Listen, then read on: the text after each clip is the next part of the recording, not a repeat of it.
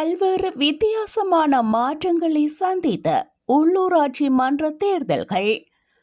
இலங்கையில் உள்ளூராட்சி சபை என்பது மத்திய அரசு, மாகாண சபைகள் ஆகியவற்றிற்கு அடுத்தபடியாக உள்ள உள்ளூராட்சி அமைப்பாகும். முன்னைய காலங்களில் இலங்கையில் மாநகர சபை, பட்டின சபை, கிராம சபை என்றவாறான உள்ளூராட்சி மன்றங்களே காணப்பட்டன. 19ஆம் நூற்றாண்டின் முற்பகுதியில் ஆங்கிலேய அரசு இலங்கையின் வட்டாரங்களில் சில உள்ளூராட்சி மன்றங்களை உருவாக்கியது. இது மக்களின் சில அடிப்படை தேவைகளை பரிசீலனை செய்தது. அதன் பின்னர் 1865ஆம் ஆண்டில் முதலாவது நகராட்சி மன்ற தேர்தல் நடைபெற்றது.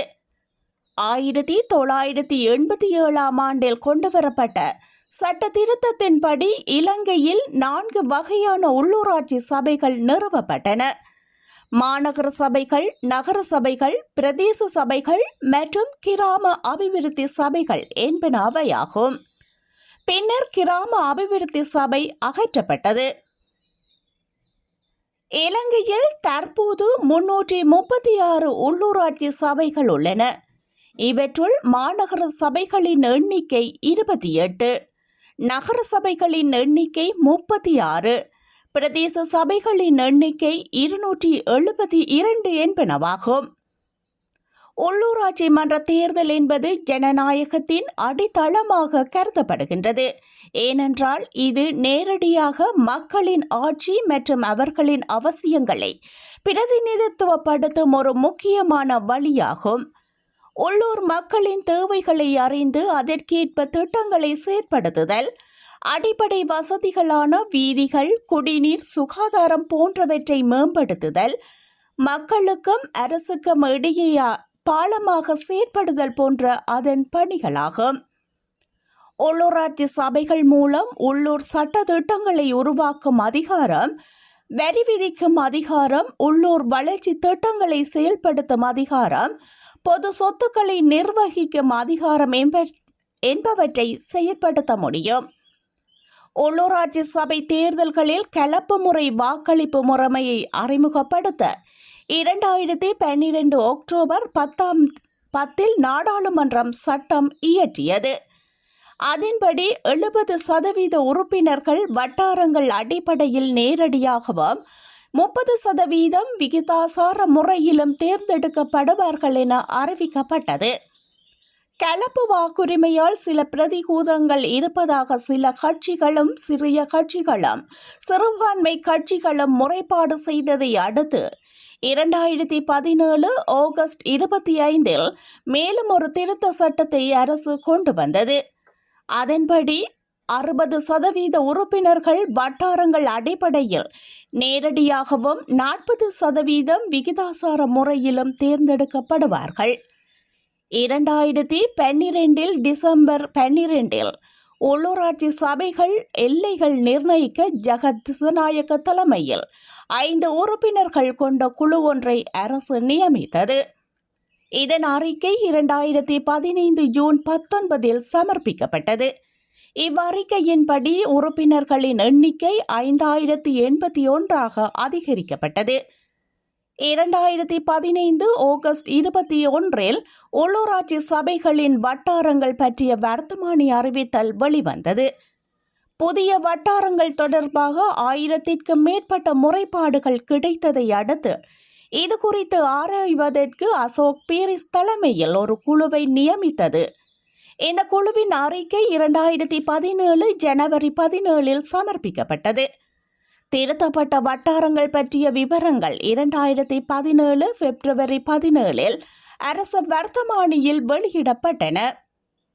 உள்ளூராட்சி சபை தேர்தல்களில் போட்டியிடுபவர்களில் 25% பெண்களாக இருக்க வேண்டும் என 2016 பிப்ரவரியில் அரசு திருத்த சட்டமூலம் ஒன்றை நிறைவேற்றியது.